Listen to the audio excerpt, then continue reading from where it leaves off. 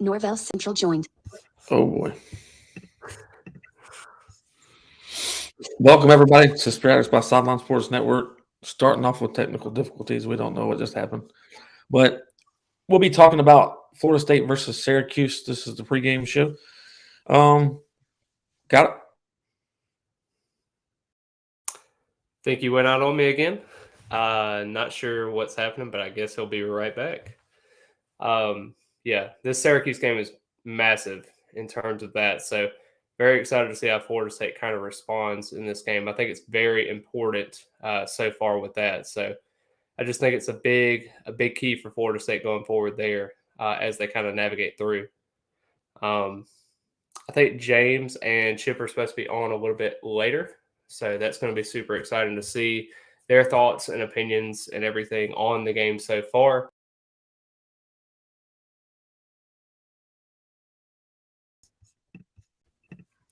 Good? I don't know what's going on. I have no idea. It keeps jumping off. Don't know if there's some surge or what's going on. But I'll let you jump into your thought. I mean, there's a lot of injuries to Syracuse right now. It's not just straight. Yeah, and that's kind of the problem that we're going into now. This is where everybody's talking about their game predictions and previews and all that stuff, and everything resorts back to injuries. I mean, Syracuse undoubtedly is going to be probably without their starting quarterback and Garrett Schrader. Actually, Dino Babers talked about on Monday how he's got an owie. Talked about that and the injury there. He was being very vague and undisclosed a lot of stuff, and just tried to make sure everything was kept to the best. He did rule out a concussion for a head injury, but I kind of assumed that it could be a possibility of that still being the case. But I do think it could be a lower body injury as well. It's just a lot of unknowns that we really don't know about. And Schrader dominated Florida State last year. We all know it was the 33-30 kind of contest with us last year. It was very close, highly anticipated contest there. And I thought Syracuse was kind of a situation where it could be a trap spot. I actually wrote a fifth quarter article kind of detailing why I thought Syracuse was going to beat Florida State in this matchup. I talked about how they were going to go into one loss before they had this tough 4-game stretch against the NC State, Clemson, Notre Dame, and also Florida State. And then you had Pittsburgh in there. And it just seemed like that 4-game stretch right there before you played Florida State was something I didn't know if they could overcome. I didn't even know if Dino Babers would be the head coach, but somehow they got 6 wins out of this. So I thought it could be a trap game for Florida State, emotional contest after Miami. You just didn't really know what you got. And playing in that dome used to be with no air conditioner. I think it's called the wireless dome now. It's not even called the Carrier Dome anymore. So just weird things could happen there. And I thought that with the injuries of that and their top cornerback, Garrett Williams, that's something that you're going to have to watch out for. He tore his ACL in the Notre Dame game. So that is something that you're going to have to monitor. And Jordan Travis is going to have to take advantage of that. So those injuries right there alone, with Florida State being as healthy as they are, this is probably the most healthiest Florida State team that we've seen. And I really think it's important to kind of evaluate everything and understand that we are blessed as a fan base to come into this matchup as healthy as we are probably since the Duquesne game.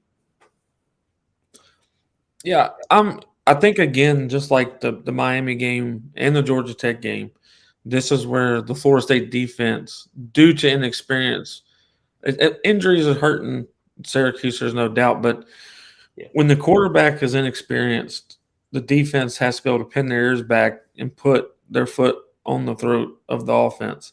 You can't let them get those quick throws out, because that's what Syracuse did to us last year, where Fitz ended up, kicking the game-winning field goal at the end. But they got those quick screens off, those quick hitch routes.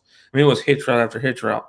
And we never seemed to jump the route and take the ball from them. I'm impressed with, Azariah getting an interception at the near end of the Miami game.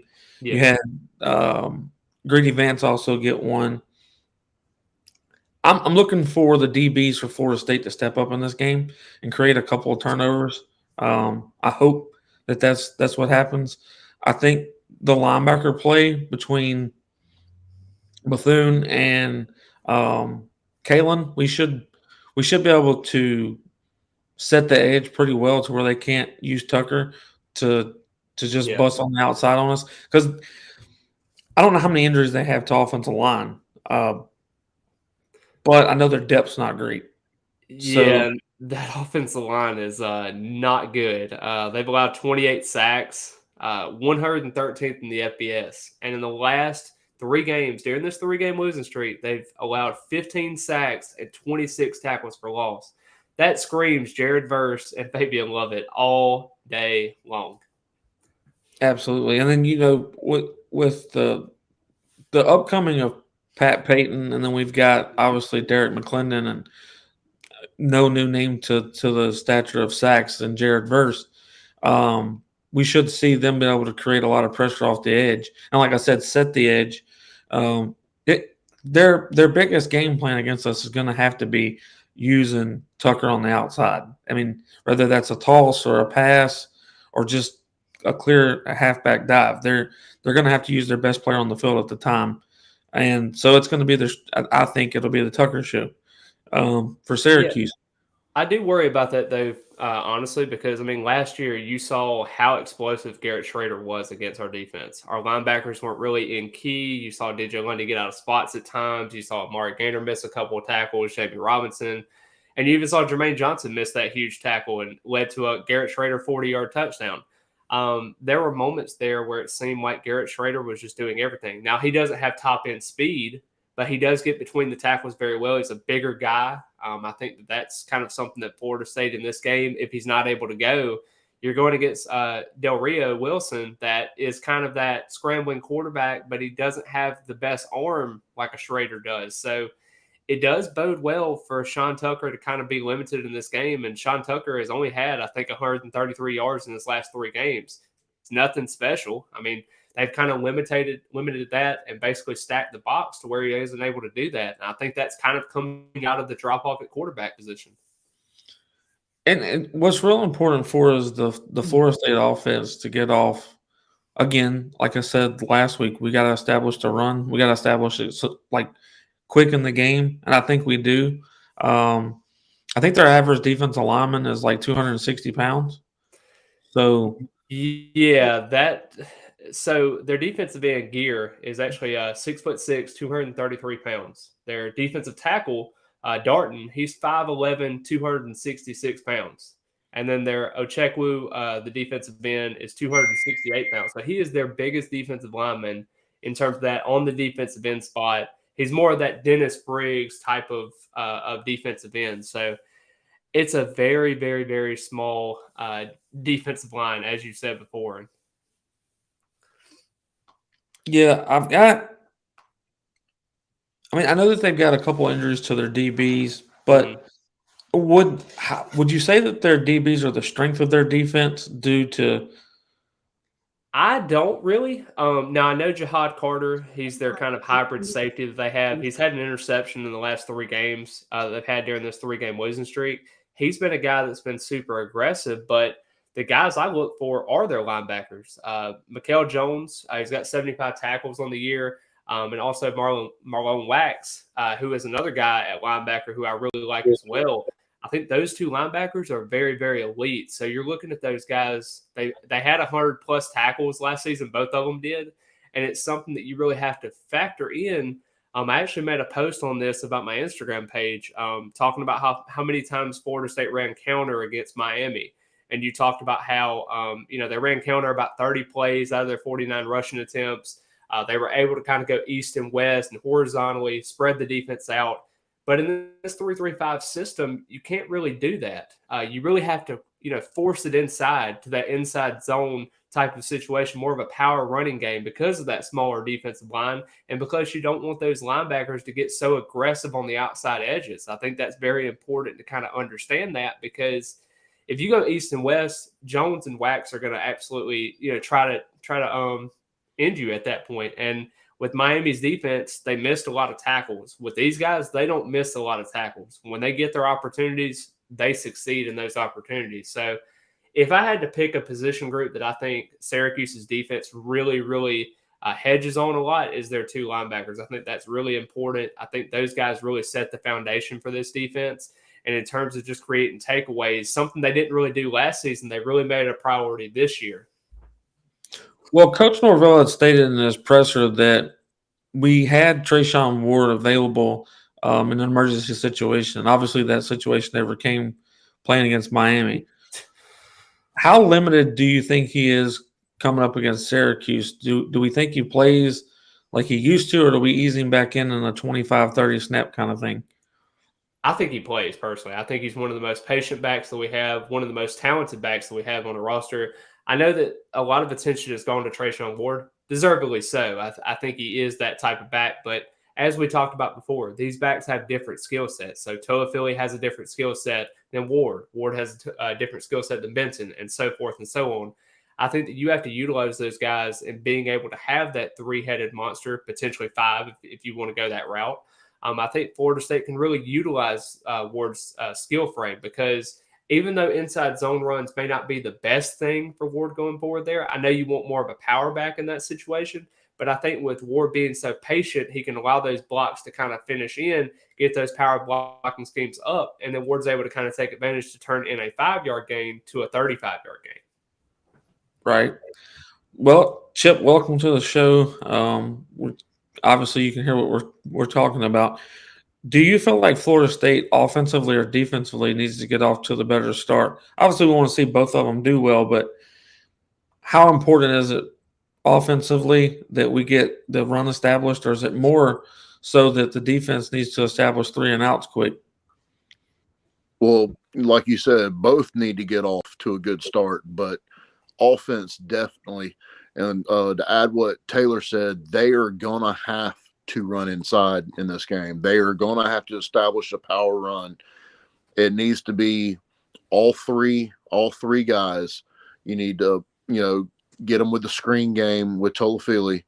You'll have Ward's patient running, but you're going to need Benson to be that bull in a china shop. And this is the type game where he builds off what he did against Miami, where he actually showed patience in hitting the holes.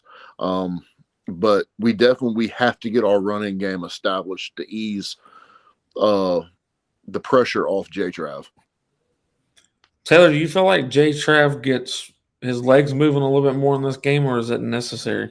I don't really think he has to, honestly. I think this is a game where you can be able to kind of allow the kind of game to come to him. I think this is a situation, kind of like last time we talked about, we thought Micah Pittman might have a little bit bigger of an impact. He didn't really have that much. I even discussed that before. I thought the receivers weren't going to really have that much of a game because I thought we were going to run a lot. I think this is the same kind of situation. I think we're going to establish the run. Don't waste a lot of time. Don't throw your whole playbook at them. This isn't a game to take lightly because you want to win the game. But I just think this is a situation where your rushing attack is so good at this point. Don't allow Jordan Travis to get injured or get into a peculiar situation where he's throwing an interception, trying to force the ball downfield. I think you just have to keep it simple, keep everything in front of you, and just kind of do the best you can with that. Chris, can I add something on this? Taylor, this goes to you and Chris. Don't you think the RPO game in this game has to be more select moments? Like after they've baited them and hit them inside, then hit them with the RPO, because of the way they're as good as Syracuse's linebackers can stretch the field. I will say this, and I actually saw a David Hell stat with ESPN. He talked about the explosive plays. And Syracuse is first in the FBS in allowing the less explosive plays in the country. They've only allowed 48 this season. And that's something that Florida State has kind of talked about with their offense so far this season. They have had several explosive plays. They've had over 100 this season. And that's Florida State's MO at the end of the day. I think you have to keep everything simplified. So if you do run those RPO systems, it may be an RPO slant. It may be an RPO screen. I think it's going to be something that isn't going to be you're going like an LSU game where you're throwing it deep to Pokey Wilson, down the field. I don't think it's going to be one of those situations, because I think Syracuse is really disciplined in what they do. They really mirror our defense, if you really want to be honest. Our linebackers are really talented. There's our two. Their defensive backs force some turnovers, but at the same time, they're not the strength of the defense. I just think that we kind of mirror them. Not really their defensive line, but just in terms of their linebackers and cornerbacks and safeties. He's at him, They do really well. So. That's good. Well, James got in here, so hopefully Florida State does what they need to and establish a run quick. And me personally, I think you take your outside shots more so with if y'all looked at that one of the running plays where Benson went to go on the inside and then he felt like he was fixing to get stuff, so he bounced out to the outside and took off. That type of play, that he did that based off of instinct. That's not by design. But I think that there's some opportunities to where we get the linebackers coming up into the gap so much that we do have that opportunity to bounce outside. And me personally, I would like to see us bounce to the outside a little bit more than we did against Miami, even though it worked perfectly fine. I don't think that the defensive line for Syracuse is up to par with Miami's defensive line, far as size for one. Two, the physicality is not there for Syracuse, in my opinion, in the D-line section, but their linebackers, like Taylor's brought up, they are pretty efficient on making a tackle when it's their opportunity. So getting them up in the gap and trapped on somebody else so you can have an outside play makes sense to me. But I think you got to get your short throw, your pass game out as well. I think, catch and then yards gained. I don't think you have to go for the big home run shot as many times. I didn't think we had to do it against Miami as much as we attempted it, or we threw that crazy interception. It was a great interception by their DB, but we don't have to go deep as many times as we did against Miami.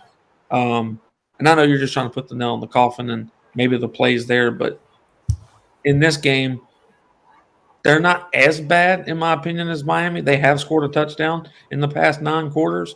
So you can't allow them to be back in the game. So you have to play fundamental football and be smart with what you do. You don't want to give them opportunities on the wrong section of the field. So limit, if any, turnovers, don't have them. And again, I said our defense needs to create turnovers in this game. I think we need a couple interceptions, or we need a couple fumble recoveries, something to that nature, just to get the defense, keep that momentum where they had a couple against Miami. James, you getting in here now, do you feel like Florida State's offense needs to establish it's being quicker, or that the defense needs to force 3 and outs quicker? Like, everybody wants to know if the defense has got to show up more or the offense. Everybody knows we want both, but where does this game lie? I think it lies in all of them. Like, you got to play complementary football. The most important, that's the thing I've said over and over again. I think establishing the run allows you to be a complementary football, winning time of possession as you have a defense that's not deep, talented in spots, but not as deep. So if you're coming out there and you're scoring on your first, let's say 3 to 4 possessions, and your defense is able to establish, short drives that they don't turn touchdowns, what happens is you plan. A lot of people like to talk about script plays.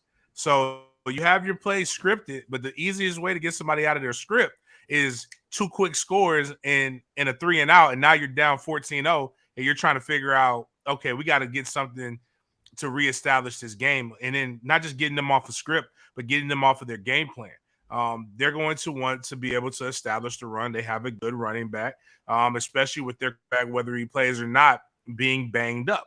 We've got to play stout against the run, but if you're able to put points on them, you completely take the running game away. And you kind of put yourself in a situation where now your defensive ends who are athletic can play with their ears back, because they know second and long is no longer a toss-up down. It's second and third down have to be first downs.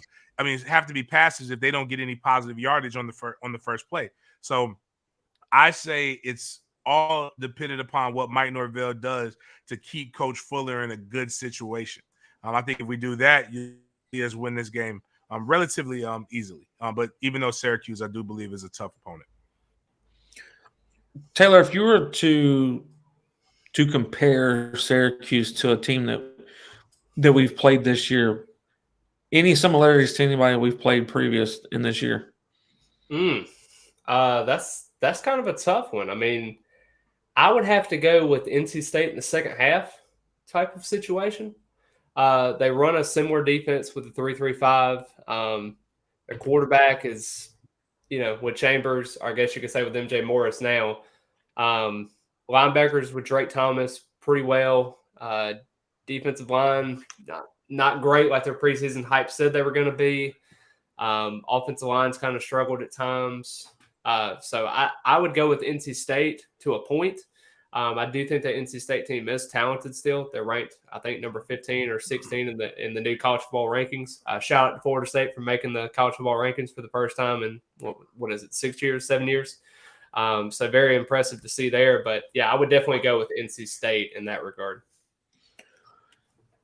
Chip, you can follow this if you have one.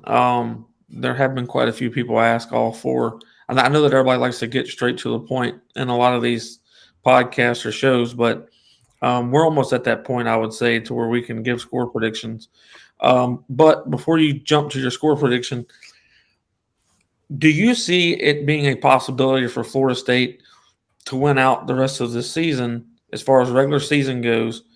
And obviously, depending on who our bowl opponent is and depending on what bowl we go to, how likely is it that we went out and win a bowl game this year? It's very highly possible. I said in the beginning of the year that if you told me this team wins 10 games, I wouldn't be surprised. And here we are. They're on the cusp of if they went out and win the bowl game, they're a 10-win team. They just have to stay focused every game. Like James said, they have to keep playing complementary football, and they, offensive game plan needs to be on what their strength is: running the ball down somebody's throat, beating the opposing defense with the RPO game, and J-Trap balling out. And then with defense is, versing the boys, just wrecking shop. Taylor, do you have a score prediction? I know before in the pre-show you said that you were battling back and forth with this. It was kind of hard. Yeah, and that's mainly because of Garrett Schrader with the situation there. Before the season, I actually wrote an article for fifth quarter doing my game predictions and everything. I actually had Syracuse winning 27-24. That is definitely not the case now. I did not expect this many injuries to happen. I did expect that 4-game losing streak for them to kind of go down the drain a little bit because I thought that was a difficult stretch with teams like Clemson, Pittsburgh, NC State, and all those teams there, and even a Notre Dame who out-physicaled them. I definitely did not expect those injuries to kind of happen, and that kind of lost its luster with Syracuse, I think. I think the confidence level is not all the way there for them. If I had to pick a score prediction right now, the Florida State's favored by, I believe, 7, and the over-under is at like 51, 52. I would have to go 34-17 Florida State in that regard. I think Florida State scores a touchdown late to kind of put it out necessarily for this game. I think this is a game where Florida State kind of runs the football efficiently, doesn't waste a whole lot of time and doing anything extra. They don't limit that many plays. Syracuse is kind of an intermediate pass team. I just don't see that where they score more than 17. Maybe I might come back to this and say I'm crazy, but I'm going to go 34-17. Well, before I switch it over to Chip to give his score prediction, I'm going to give mine. My score prediction is going to be 38-14. I think Syracuse only scores 14 points in this game. I can see a potential field goal in the late fourth quarter when our defense is playing some type of zone and allow them to get into that possibility. But as of now, I'm going to stick to the 14 points by Syracuse. And it's just because of how many injuries they have. It's if they had their guys and they had Schrader, I would make this game much closer. They don't, and they're lacking in a lot of key positions. So that's why I think they're going to 38-14 is my score prediction. Chip, what's yours? When the season started and Syracuse started as hot as they were, this was a game that worried me. Like, I believe we would still win, but it would be, a 4-point game or less. My score prediction is, I said 37-7. I believe that we end up calling Fitzy's number a little bit more than we have, and that's he ends up pulling us out of a jam, and then the offense wakes up. James, what's your thoughts on the score prediction? I'm hoping that this might just spark the light in everybody, and I'm gonna go with.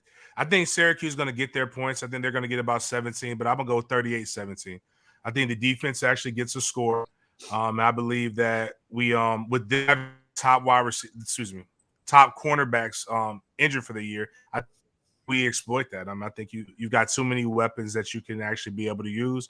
I think once this offense gets rolling, I think what Mike Norvell's trying to be able to prove to the nation from a recruiting standpoint is that there is indeed an offense for playmakers, and the best way to show it is to consistently have this same attitude and same mentality.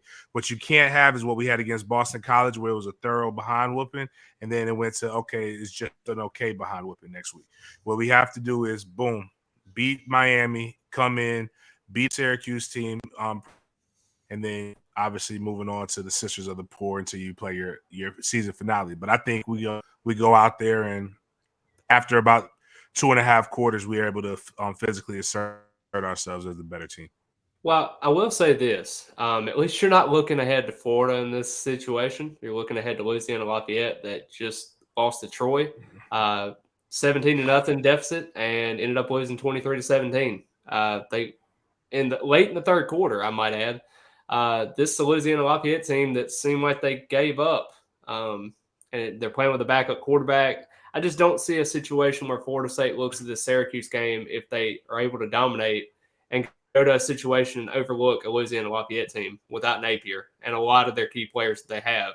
I don't know. I think this sets up really good for Florida State.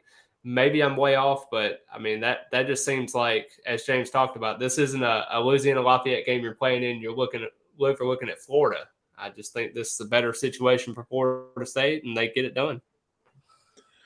So we're kind of bouncing off of Syracuse a little bit, which I knew we would. I knew it wouldn't take us but about 20-something minutes to cover. But there's been some back and forth on different podcasts, different media sites that are covering as far as what this Miami win, and if we went out the rest of the season, what it does for recruiting. Everybody is stuck on recruiting right now. There's a number of people that have came out and said that us beating Miami the way that we did, in front of the amount of recruits that we did, that it really did something.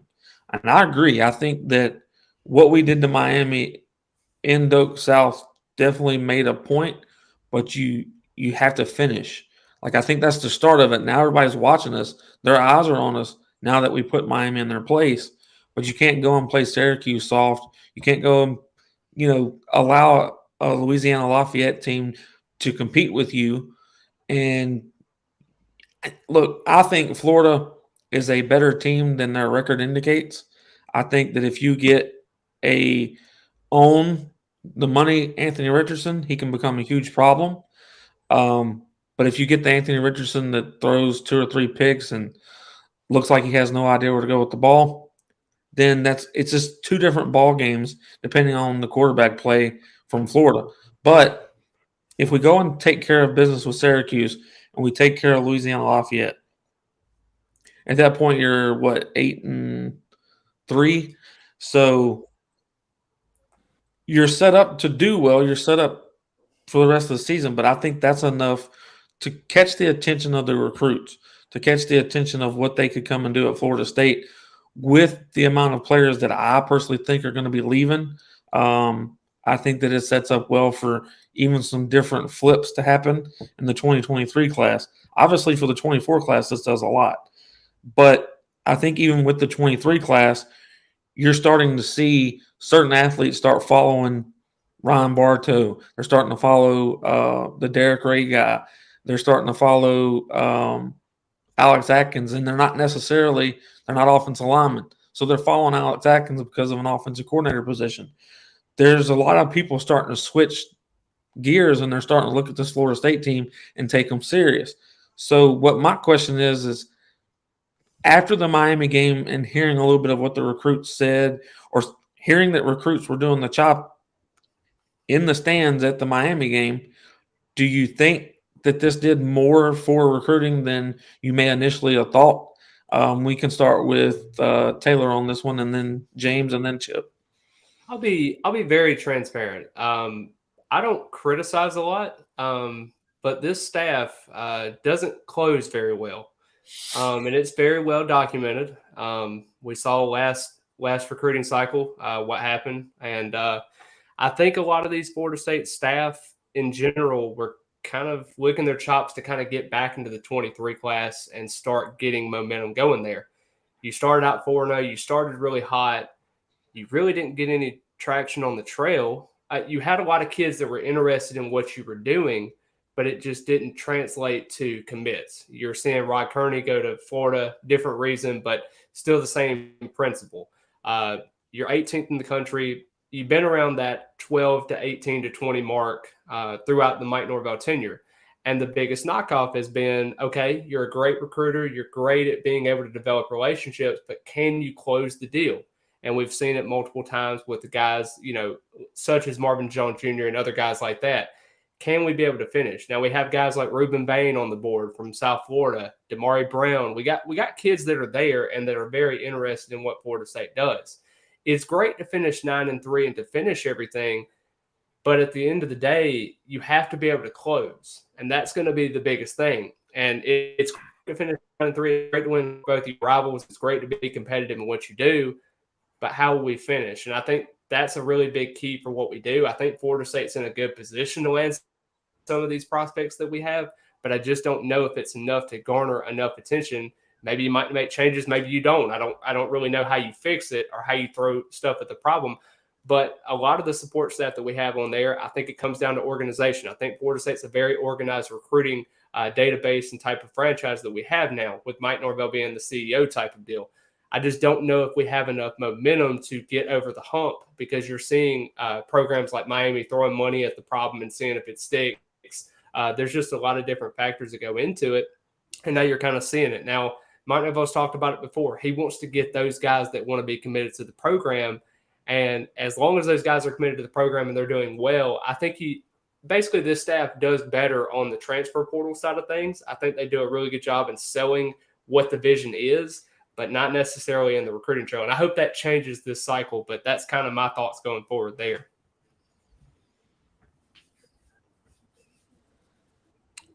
I think it did. I think with a bit of Hakeem Williams and things that I was hearing were that, wow, Hakeem just made Florida cool again to come to South, and you kick their behind really, really good.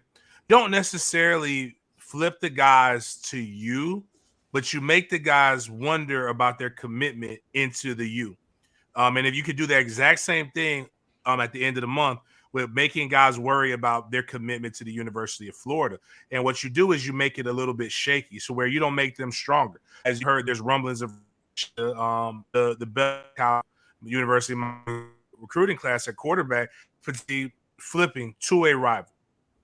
So there are a couple other guys, but as they're talking about other people maybe coming in, some of the people who have been committed to them the entire time are talking about potentially moving out, as well as transfer portal guys. But what I think Mike and these guys have done, I'm going to talk about what they've done very good first, and then what they probably should do. What they've done a good job is, like Taylor alluded to, transfer portal, getting guys in 2 consecutive years, taking a defensive end that was on nobody's radar, giving them a first-round draft pick, potentially. So any defensive end in the transfer portal is immediately fielding calls from Florida State when it comes to potentially coming over and elevating their game. And I think that's always been the focus, was to get Florida State up to a 10-win team as quick as possible. And then from there, dominating and getting the trail going after that. I think they'll have 3. I think 24 and 25 is where they're going to really, really start making their money. And it comes from Mike Norvell's recruiting style. I remember talking with a young man who ended up transferring out, but Brian Robinson, who was a wide receiver from down south. And when he was committed to Florida State under Taggart, Mike comes in and says, listen, this is what I've done. This is what I'm going to do. Either you're with me or you're not. And it basically walked out the room. And it was kind of like who the heck are you? How can you say that to me? But it's are you out type of deal with Coach Norvell. And we've seen that resonate with older players. Now, what I will say is Miami's off field, Florida's off field is exponentially than Florida State's off field. It's larger, it's more organized, and it's more energetic, and it's a perfect mix of old and young. Florida went, and I believe they've got 5 former Florida high school head football coaches. Talk about relationships. Talk about knowing people that can call, be able to get somebody. That is outside of the box, and that is strategic. You talk about Miami having guys who actually know Jacksonville, know the Tallahassee, know the in there, and not able to manage those and maintain those relationships. Florida State, while they got some guys that are, I'm getting long in the tooth compared to some of these guys. They need to get some younger guys, or the guys they brought in had connections, maybe 15, like 10 years ago, even 6 years ago. But 6 years ago might as well be 25 years ago in today's game. You got people who are trying to help them get connections, but they can't really get it. And so we're not getting the ends as quick as we need to with these kids. So we're playing catch up. And I think the only way to kind of help against you playing catch up is to start beating some people's behind. But I think the more he wins, the more it's easy to go to a Mike Alford to say, I need another $2 million to enhance my off-field stat. Because he can go to the boosters with Ponder. He can go wherever he needs to go. Hey, this is what they know what I got. What we're giving them, they need. And it's just kind of like begging for an indoor practice facility when you're like you're 4 games outside of bowl eligible. You got to be able to show the product, show proof of product. I think that's where Mike's at right now. To bounce off what James said, what has Norvell done this year that he hasn't done in the 2 previous years? He's won, and a lot of games he's won dominantly and showed a good place. And I mean, just what, he is a good recruiter, but you can, it's just like you dating the hottest girl in school. You lay all this groundwork, wine and diner, only to find out your best friend banged her. You've got to have something to show for it. And like James said, you got to win. If you win, it's recruits see the fruits of your labors of what you've been pushing and what you've been getting your players to believe. That's where I believe this recruiting class, I believe 24 and 25 are going to be his big classes. But this is going to be the class where he's going to flip some guys that you don't really expect. And Chris, I know you keep up with recruiting. You know a lot of the ins and outs. So do you, James, and of course Nostradamus up there.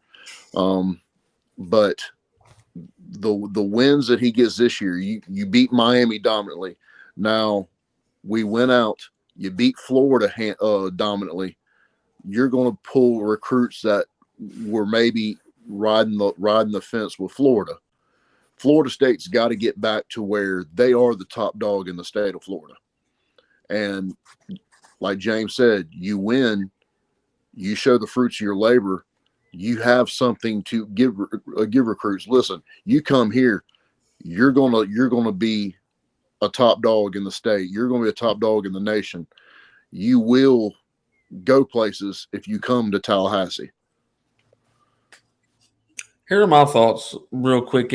It's I'm not going to say I'm simplifying it, but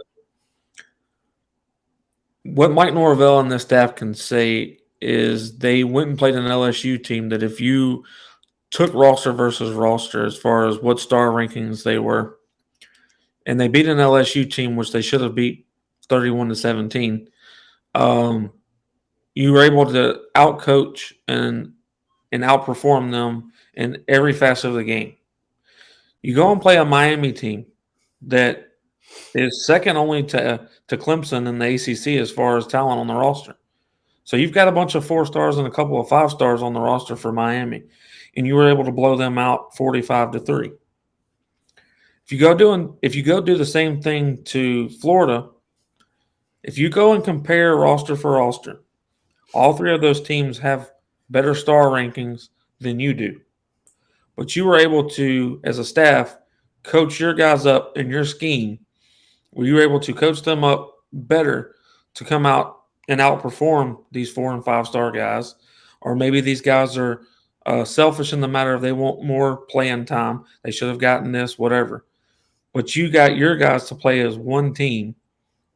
And if you come over to Florida State, then you can be a part of that growth and get second to none development.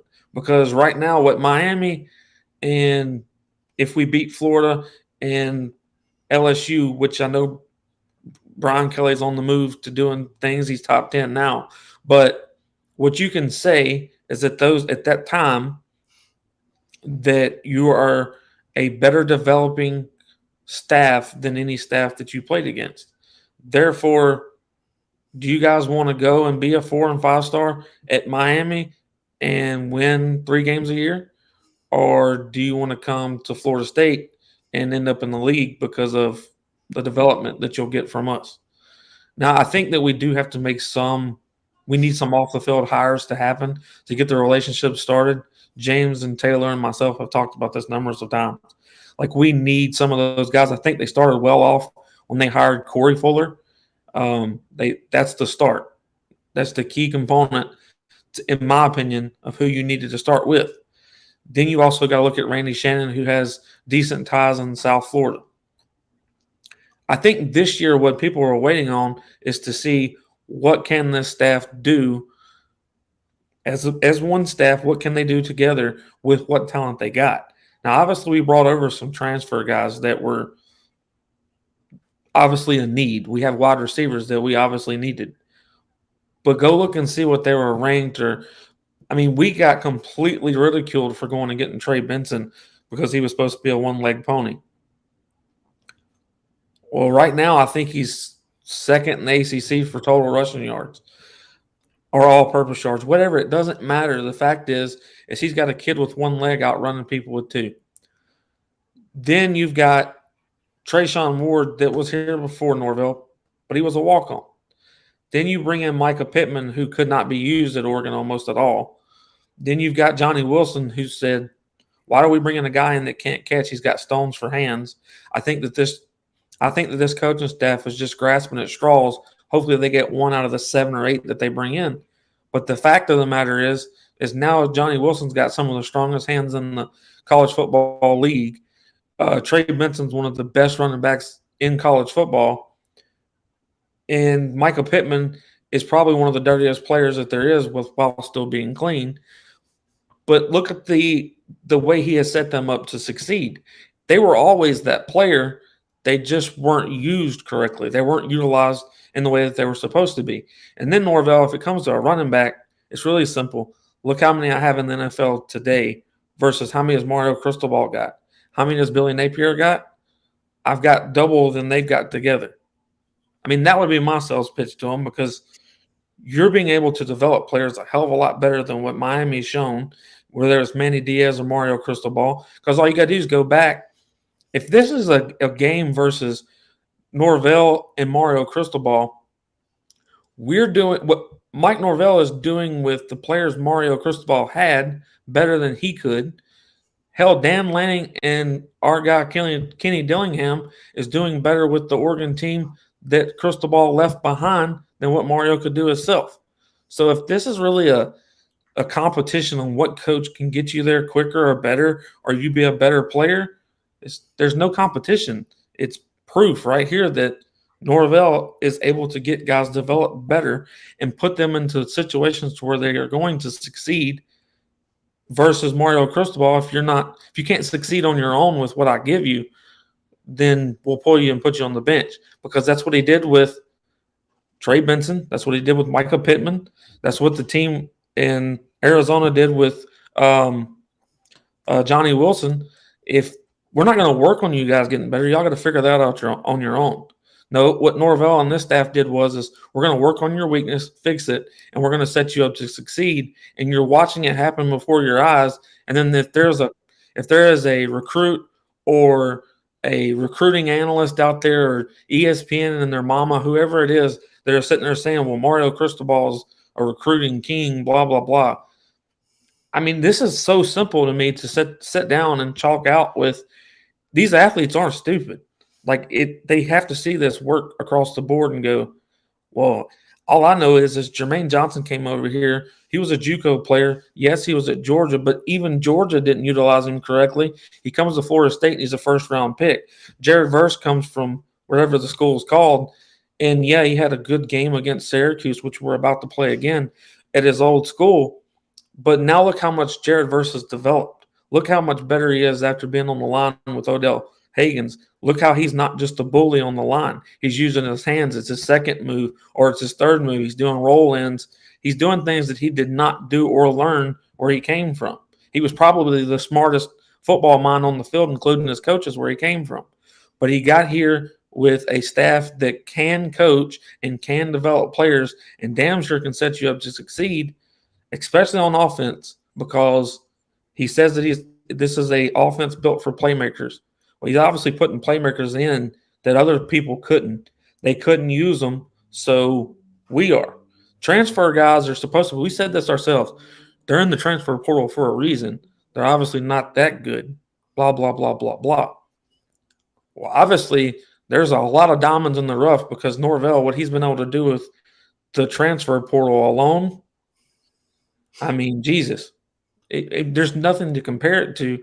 So I think personally – you're going to see more flip than what people think. I think even more than what we think. I think that a lot of people are starting to take a look and go, wait a minute, that Johnny Wilson kid couldn't do nothing previous year. Micah Pittman was hardly ever used, and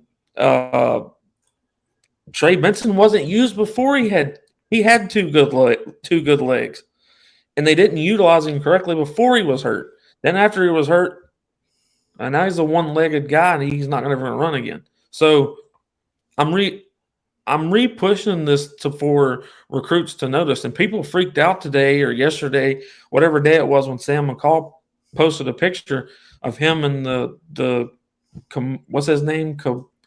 He was his teammate. Now he's Monty McClain. Yeah, him. That kid. He's like, oh, he's going to flip to Miami.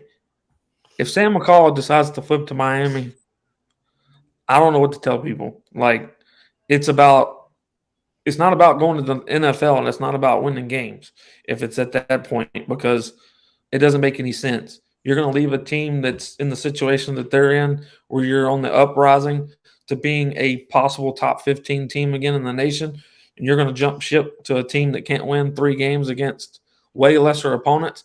We had the toughest schedule in the ACC. Miami had the easiest.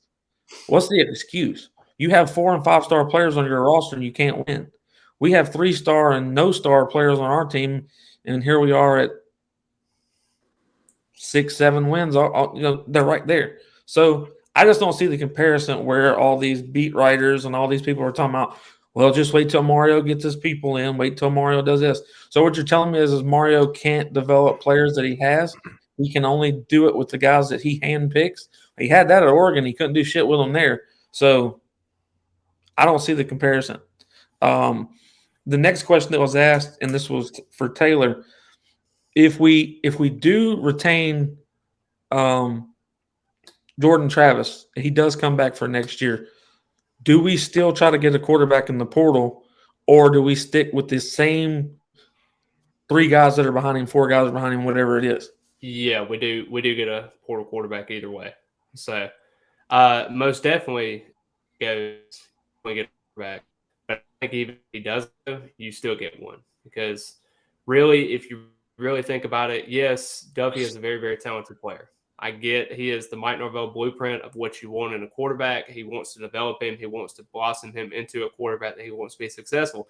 Maybe Rodemaker makes that development step too, but you can't take a risk on it.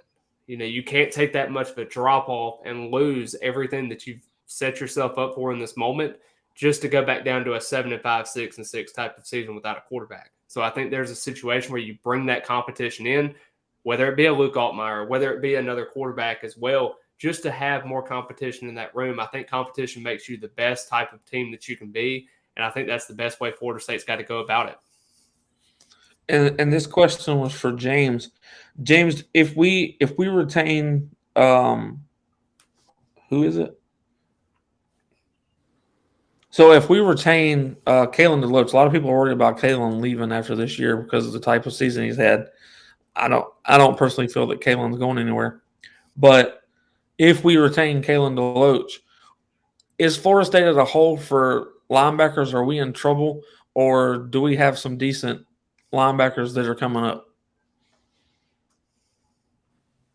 I think we're in trouble. Either way, I don't think Kalen's leaving. I think he's had a great year. I think he has a great year that sparks him into the next one. If he doesn't get a day one grade, he's more than likely coming back. Like, I'll just go ahead and ease it. And I personally don't believe he's a day one grade guy right now. I think next year he'll be one of the top linebackers in the nation. Both him and Bethune, what they're able to do. Those two come back. You bring in the linebacker from Cali. You get my favorite number. You get a guy like with the number 36. You got to get a guy with a number 36 on the field. Young man from it was a Graham, I believe. You get him in there. Obviously, DJ Lundy. Now all of a sudden you have some depth. Amari Gaynor comes back to be able to do some. You get depth. Dix is still there. You have depth that you never had. Also, you go hit the portal. Maybe that. I think they need to go find the linebacker in this class. There's some talk of a 5-star that would be interested. People reached out. He just decommitted from Texas A&M, and everybody considers him a smooth Texas lock. But is that like people are know what's happening over here? But I think Kalen is such a leader. If you don't follow any parent, you need to follow at Rob_Deloach. Such a level-headed family. He's not trying to get his mama a house. His mama got a house. His family's not poor, not super rich, but then poor. He's purely playing. And when he signed to come to Florida State, his goal was to leave Florida State in a better position than what he did when he found it. And he wants to leave it a legacy to where those guys are winning. So I think the money and the NIL now isn't as tempting for him to be able to leave as it would be for other players. I will say this, and I'll kind of allude to this question also. Kalen DeLoach, I wouldn't really worry about as much as I would worry about Tatum Bethune. But I actually spoke to a source recently about him that's pretty close to him, and he thinks that NIL is going to be a huge factor in his kind of deal and coming back next season. And I think he understands that if he's not a first-day talent, that it's going to be a situation where he comes back, he's able to kind of build off his draft stock and kind of turn to that tackling machine that he came in for Florida State to kind of be. Well, I do have to get to the announcements, and I've got about 6 minutes left. Everybody, you can find Taylor at Norvell Central on Instagram and at Central Norvell on Twitter.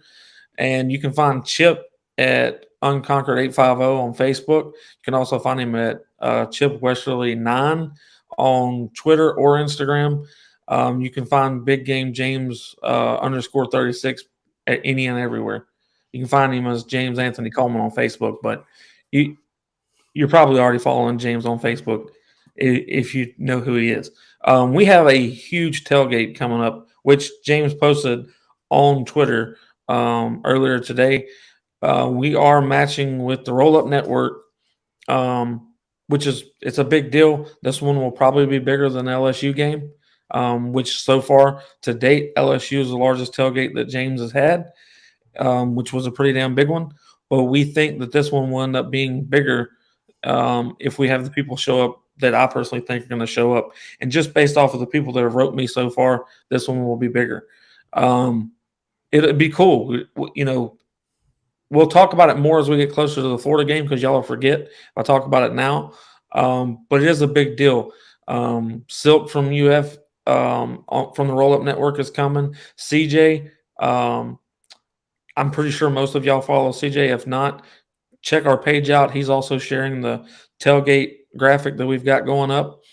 He does the Florida State channel for the Roll Up Network, and it's going to be a good show. It's going to be a big, huge tailgate The turnout of former players will probably be huge. The turnout for current other athletes for Florida State will be huge. So you would be wasting your time if you don't go buy a ticket to it. Plus, all the food that you can eat and the adult beverages. It is kid friendly. Just keep your kids away from the bar area. Because if they get into it, we're not responsible. I do appreciate y'all three coming on. I'm going to finish this up, and y'all have a good one, and see y'all again shortly.